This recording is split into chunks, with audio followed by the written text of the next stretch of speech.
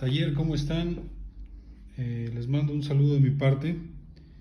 Estoy grabando este video porque quiero mostrarles un poquito sobre lo que puede sucederles con la plastilina.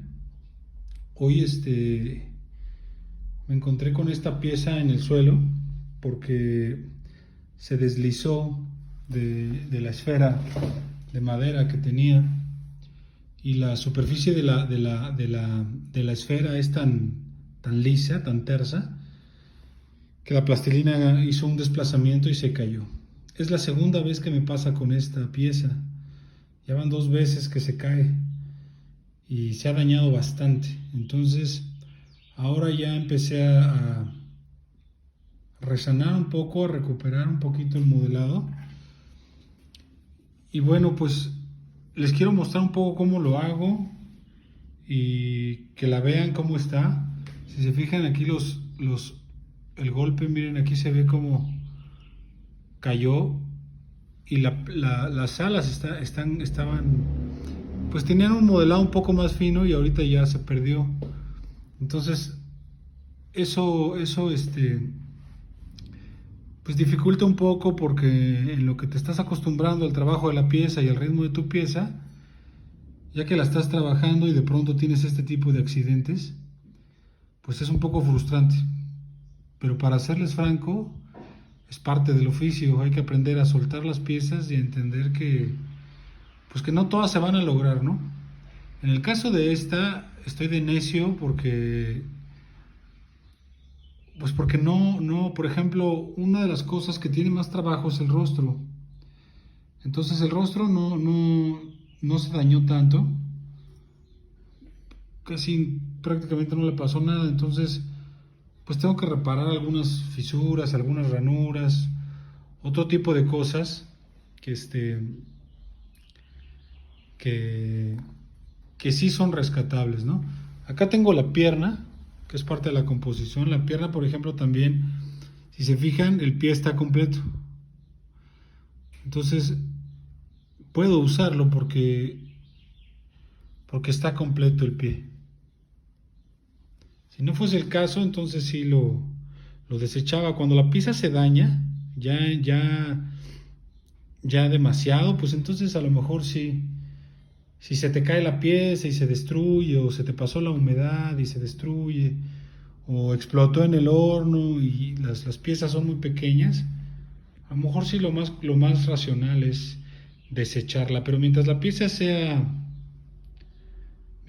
pueda rescatar, creo que vale la pena rescatarla. Y no es nada más que yo ahorita monté aquí adentro, le coloqué una varilla que atraviesa de aquí a acá hasta el piso. Eso le da un refuerzo aquí de manera vertical por dentro, que no lo tenía la esfera de madera. La esfera de madera, como era rígida, no atravesaba el vástago, el alambrón, y no pudo perforar la madera, porque no quise dañar la madera.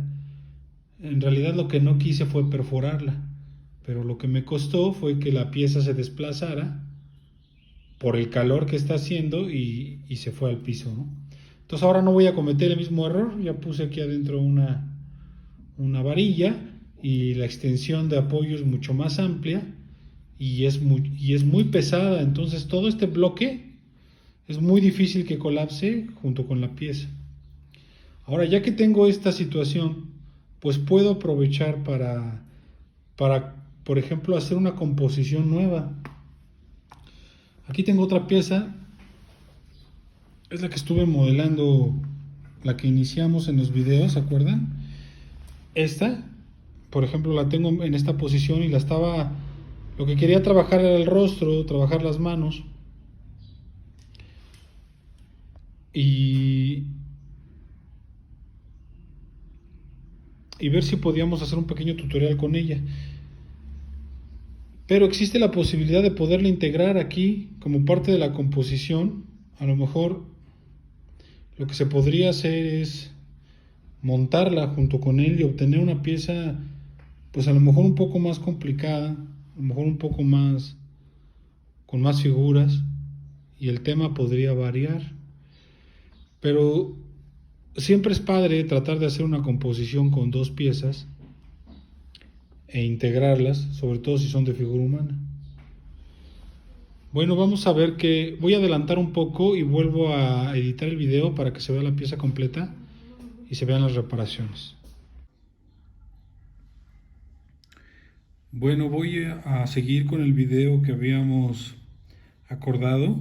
Ya un poco hice las reparaciones de la pieza, pero antes de platicarles un poquito de eso, quiero mostrarles unos pasos fáciles, rápidos, para que puedan conseguir o modelar una mano lo más sencillo posible. El asunto con la mano es que yo les recomiendo que el ejercicio lo hagan con una mano de tamaño natural, que sea 1 a 1, porque es muchísimo más sencillo poder modelar una mano de un tamaño, una escala más grande, que un tamaño pequeñito. Entonces yo creo que una porción de plastilina de este tamaño es muy pequeña para hacer un primer ejercicio. La mano es uno de los componentes o de las partes que es muy expresiva para, para la figura humana. Entonces tengan en cuenta que la mano es una parte que hay que practicar. Yo lo que hago primero es modelar lo que viene siendo la palma. Toda esta parte de la palma la modelo. Eso incluye la parte de frente y la parte trasera, pero sin los dedos. Entonces lo que hago es plantear una especie de rectángulo, más o menos de este tamaño, pero este rectángulo yo lo fabrico a la escala de lo que podría ser la cabeza. Entonces, o el rostro, mejor dicho. Si yo veo que aquí la mano corresponde, suponiendo que la base de la mano empieza en el mentón, y de ahí el dedo anular tocaría la parte de la frente, entonces más o menos de este tamaño estoy consiguiendo que la palma esté bien proporcionada. Entonces esa es la primera indicación, que este pequeño rectángulo tenga esa forma, ¿no? Ese tamaño, esa dimensión. La otra que puede ser útil y que yo me he acostumbrado a hacerlo, es que fabrico aquí en la mesa un pequeño cilindro que después lo coloco en la base del rectángulo para simular una especie de muñeca. Esta muñeca me permite más o menos sujetarla y poderla modelar por todos lados, ¿no?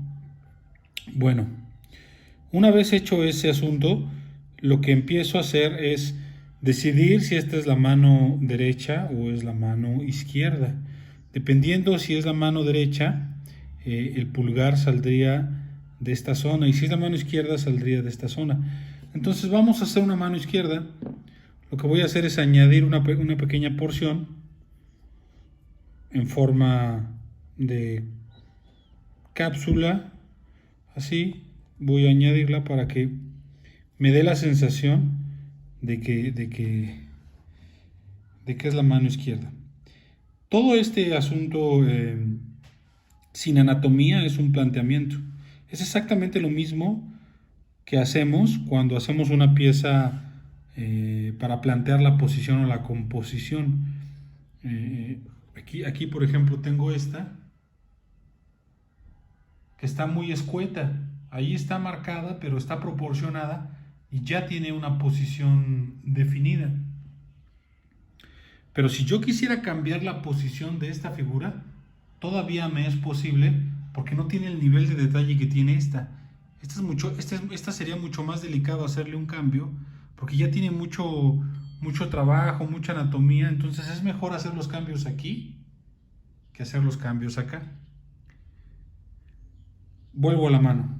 Cuando tú trabajas en este sentido, Entonces, una vez planteada la posición de la mano, lo que puedes hacer es empezar a hacer la anatomía, ¿no? Y yo lo que hago es con la mano, voy tratando de hacer los volúmenes que me parecen más significativos. Por ejemplo, yo sé que aquí hay una parte de la palma que tiene un poquito más de volumen, más de carnita. Entonces a lo mejor lo que puedo hacer es agarrar un poquito de este famoso pastillaje y se lo pongo ahí. Y le sigo añadiendo material.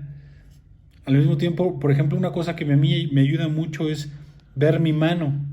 Mi mano es mi modelo más inmediato. Dicen algunos escultores o algunos dibujantes que por lo general uno, cuando modela o cuando dibuja, se hace a sí mismo. Y hay algo de cierto en eso, porque... Y digo algo de cierto porque, pues, evidentemente no estamos haciendo un autorretrato, pero hay algo de cierto porque cuando tú modelas una pieza, lo que intentas es, pues, crear una sensación de realismo y un ser humano inmediato para ti, de referencia, pues es tu propio cuerpo, es que tú te reconoces como ese ser humano y entonces diario te miras al espejo, conoces tus manos, conoces tu rostro, conoces tus pies y el inconsciente hace que fabriques ese tipo de personalidad en tu pieza, ¿no? Yo he encontrado algunos rasgos de ese tipo en algunos autores, sin ser evidentemente un retrato, ¿verdad? Entonces, eso es lo que dicen. A mí me parece que sí, tiene algo de verdad, pero creo que mucho de lo que podemos aplicar es a través de la práctica, porque la práctica es la que nos va a dar las herramientas. Aquí ya más o menos conformé un poquito la mano. Obviamente se puede ir trabajando muchísimo más, pero la palma trasera, la parte de atrás de la mano es otro trabajo que se tiene que hacer viendo la anatomía de los tendones. Pero si se fijan, rápido planteé la mano sin tener que pasar por una anatomía utilizando el estique tan rigurosamente. Casi todo lo formé añadiendo con la mano y con el pastillaje. Una de las cosas que me parece importante destacar es que ustedes tienen que tener muy clara la posición de la mano. Sí, en este caso el pulgar está estirado, pero si ustedes lo que quieren es hacer un puño, hay que entender que la palma ahí cambiaría de posición. Se cerraría, lo envolvería y ya moverlo ya lo deformo, entonces tengo que volver a esculpir el dedo para que tome esa forma de puño y de ese modo la composición cambie. Lo mismo pasa acá en la parte de atrás de la mano, hay que volver a remodelar todo. Entonces, la idea de construir la mano abierta y luego colocarla en la posición que tú quieras es falsa. Eso no funciona. Lo que funciona es crear la mano en la posición que previamente diseñaste.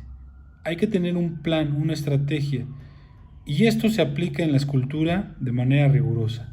Siempre es importante saber hacia dónde vamos a dirigir la composición, hacia dónde está mirando el rostro, hacia dónde dirige la mirada, cómo está acomodando los pies, en qué posición está apoyada. Es una posición naturalista, es creíble. Un ser humano se puede sentar en esa posición o es imposible que un ser humano se siente en esa posición. Todo ese tipo de cosas tú te las tienes que plantear cuando estás haciendo la composición de la escultura para ver si es posiblemente se puede resolver de una manera plástica. Esto no significa que no podamos hacer cosas que no existen. Por supuesto que podemos hacer cosas que no existen. Tú puedes hacer a alguien volando con las alas tocando con la punta de un dedo de su pie. Eso naturalmente no es posible, pero en la escultura sí que es posible. Pero lo que quiero compartirles es que tengan siempre presente que no es lo mismo crear una forma en la posición final que crear una forma que constantemente vas a tener que estar interviniendo y deformándola porque tus ideas van cambiando en el camino. Por eso es importante tener una buena maqueta para ver si realmente te gusta, si realmente te convence. Si la maqueta no te convence, si la maqueta no te gusta, para eso tienes el lápiz, el papel, los bocetos, las maquetas, para que cambies de idea cuantas veces quieras. Después, en el momento de abordar la obra final, entonces sí, allí ya no hay cambios, o no hay cambios tan importantes, tan sustanciales. Aquí tengo esta mano que hice, porque esta sí es la que quiero instalar. Esta ya tiene los dedos. Esa sí es la que quiero instalar en el personaje. Pero guardé ese último dedo porque quiero enseñarles cómo fabrico el dedo. Lo hago con un pequeño churrito, así, más o menos considerando que todos tengan el mismo grosor. El anular, no sé si se aprecia, pero el anular es importante. Es es el más alto de todos. Y luego que es el que voy a colocar ahorita, el índice es un poquito más bajo. Entonces es importante hacer ese recorte desde ahorita. Ya que más o menos consideré la posición, ahí le corto. Luego este stick, que es el que hemos usado de Far Out, funciona, pero no es indispensable. Se puede hacer con otros sticks. Yo lo que hago es hacer este pequeño movimiento como de cuneta aquí en la punta. Y lo primero que hago es la uña. Lo hago haciendo la incisión y más o menos da la idea de que es una pequeña uña. Una vez donde determino la uña, hago la incisión de la primera falange y de la segunda falange. Ya que tengo puesta la primera falange y la segunda falange, entonces sí, lo doblo. Y lo doblo a la posición que yo quiera.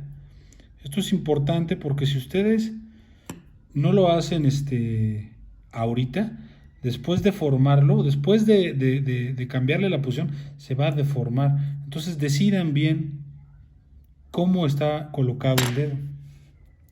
Y luego entonces sí ya lo puedo integrar yo a la mano, en la inclinación y en la rotación que yo quiera. Ya uso un stick porque aquí ya mis dedos son muy gruesos para entrar en ese punto. Y entonces sí, ya aquí los sticks son la extensión de la mano, son una herramienta que nos permite llegar a puntos más lejanos. Trabajo un poquito el nudillo y la anatomía. Esta mano está ya en un punto donde pues está un poquito más avanzada del planteamiento. Puedo mejorarla haciendo revisiones de anatomía y tal vez añadiendo poco o menos volumen, pero por ahorita me resuelve, me da la sensación de ser una mano. Y la voy a colocar porque quiero que vean cómo la ensamblo. Voy a hacer este tendón. Las manos tienen un nivel expresivo que si tú sabes utilizarlo, si tú ya sabes hacer la composición de la mano, tú te puedes dar cuenta la edad del personaje que estás haciendo con una mano. Puede ser una mano muy vieja, puede ser una mano de una joven, puede ser una mano de un niño. Las manos son muy variables, varían mucho entre ellas dependiendo la edad. Entonces, esto que les estoy compartiendo no significa que sea el único camino. Hay otros escultores que trabajan con otras formas para construir las manos, incluso el cuerpo humano. Lo que yo les aconsejo es que conozcan la mayor parte o sea, que conozcan todas las formas. Mientras más formas conozcan para resolver la parte creativa, su capacidad técnica será muchísimo mayor y podrán ser mucho más expresivos. Porque si no lo resuelven de una forma, lo resuelven de otra, y si no de otra, y si no de otra, y si no, pues ser creativos para resolverla de otra forma. No es un camino solamente. Este es el camino que a mí me ha funcionado, me acostumbré a él, pero he visto escultores que hacen completamente otra cosa y a mí se me hace muy difícil. Tengo la experiencia de un amigo mío muy querido, Héctor Monroy, que fue mi maestro y me ayudó muchísimo. Él y yo platicábamos de ese punto, que era cómo construir las piezas. Héctor tomaba un bloque y del bloque que tomaba empezaba a tallar, a labrar con un estique, como decía Miguel Ángel, a quitarle lo que le sobra. Y entonces él prácticamente con el puro estique empezaba a desbastar y empezaba a desvestir la forma desde el bloque. Y de ese modo iba quitando hasta que de pronto ya tenía la forma de un ser humano, o un rostro, o una mano. Entonces él desbastaba el bloque. Muy curioso para alguien que hace cerámica, ¿no? Probablemente sí, evidentemente sí, de pronto colocaba el pastillaje, pero en su mayor parte del tiempo quitaba material. Yo no puedo hacer eso, yo tengo que poner material e incluso no puedo trabajar la mano completa en toda su extensión, sino que tengo que trabajarla por sectores. Primero trabajo la palma, luego trabajo el pulgar, luego trabajo el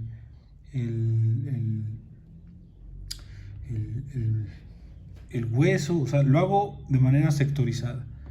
Aquí si se dan cuenta se me está venciendo, entonces le voy a meter un pequeño pilar para que sostenga en lo que hago el ensamble y hago el trabajo de la anatomía. Más o menos ya la coloqué ahí, me falta darle toda la anatomía y decidir realmente si la palma apunta a su rostro o no.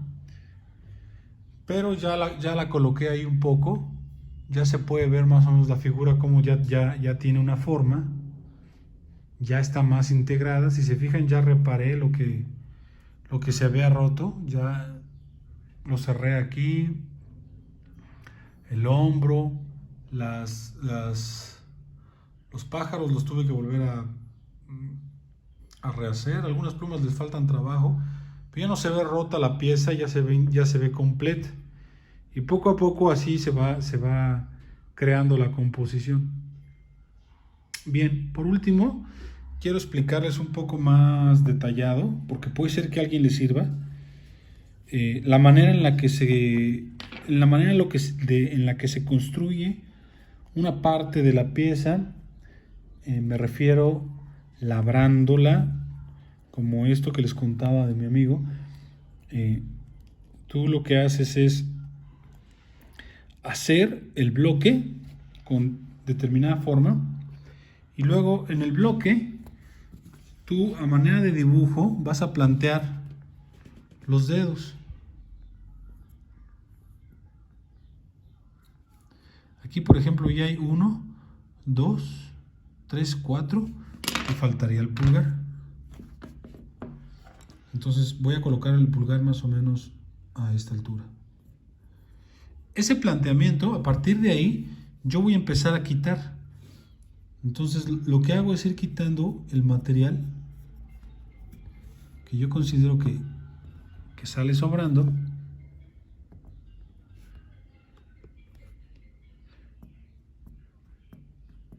Espero que se entienda, porque filmar y trabajar es algo a lo que no me acostumbro. Por eso ahora estoy viendo que los que se dedican realmente a hacer videos todo el tiempo tienen un camarógrafo y un editor, cosa que en mi caso pues lo estoy haciendo como puedo. Entonces les pido paciencia con eso.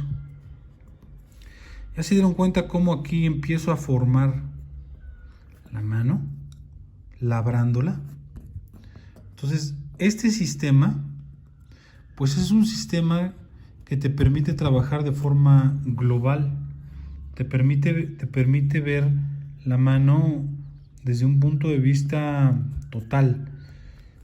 Y para mí esto es muy, muy difícil. Bueno, pero no se casen con esa idea, porque mientras para mí puede ser difícil, para otro puede ser lo más sencillo del mundo, ¿no? Yo, por ejemplo, Héctor me decía que como yo lo hacía era una locura, que no tenía que era demasiado trabajo, estar haciendo la uñita y todo por pedacitos, ¿no? El dedito. Me decía, yo me acomodo más trabajando la parte global. Entonces, ese es el punto, que hay muchos caminos para conseguir la parte plástica, la parte expresiva. Pero lo que yo recomiendo es que ustedes conozcan o practiquen todos los caminos, porque seguramente hay otro escultor que conoce otra forma de hacerlo, ¿no? Y es bueno saberlo, porque a veces en una pieza te van a pedir que hagas una cosa o vas a tener la intención de hacer algo, y si no lo resuelves de una forma, lo resuelves de otra forma. O sea, siempre tienes que tener el plan A, el plan B. Y a mayor capacidad técnica, mayor tu capacidad de expresión, porque conoces muchas más técnicas y eres capaz de resolver de diversas formas. Bueno, miren, más o menos ahí agarró forma, creo. Pero eso sería lo que sería como intervenir el bloque. Casi no añado, sino que todo lo contrario. Retiro todo el tiempo. Bueno, espero que el video haya sido un poco útil. Lo voy a dejar aquí, hasta aquí. Porque se extendió mucho, ya veo que son casi 20 minutos. Nos vemos la próxima y cuídense mucho. Un abrazo.